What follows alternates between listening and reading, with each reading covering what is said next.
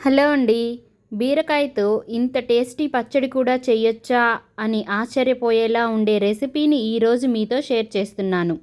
వేడి వేడి అన్నంలో నెయ్యి వేసుకొని ఈ బీరకాయ పచ్చడి కలిపి ఒక్క ముద్ద తింటే ఆ రుచి ఎప్పటికీ మర్చిపోలేరు.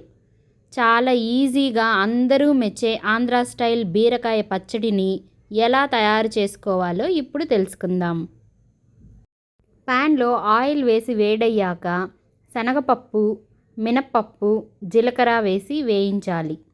గింజలు దోరగా ఫ్రై అయ్యాక వెల్లుల్లి, పచ్చిమిర్చి వేసి వేయించుకోవాలి.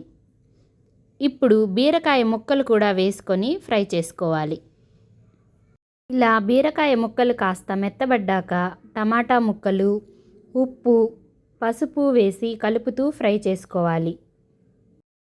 కొంచెం చింతపండు, అరకప్పు కొత్తిమీర కాడలతో సహా వేసుకొని వేయించుకోవాలి. స్టవ్ ఆఫ్ చేసుకొని పూర్తిగా చల్లారబెట్టుకోవాలి. చల్లారిన తర్వాత మిక్సర్ జార్లో వేసుకొని కొంచెం కోర్సుగా గ్రైండ్ చేసుకోవాలి. తాలింపు కోసం ఆయిల్లో శనగపప్పు, మినప్పప్పు, జీలకర్ర, ఆవాలు, కొంచెం పసుపు, ఎండుమిర్చి, దంచిన వెల్లుల్లి, ఇంగువ, కరివేపాకు వేసి ఎర్రగా వేయించుకోవాలి. ఇప్పుడు వేయించిన తాలింపుని పచ్చడి పైన వేసుకొని బాగా కలుపుకోవాలి. అంతేనండి, బీరకాయ పచ్చడి రెడీ.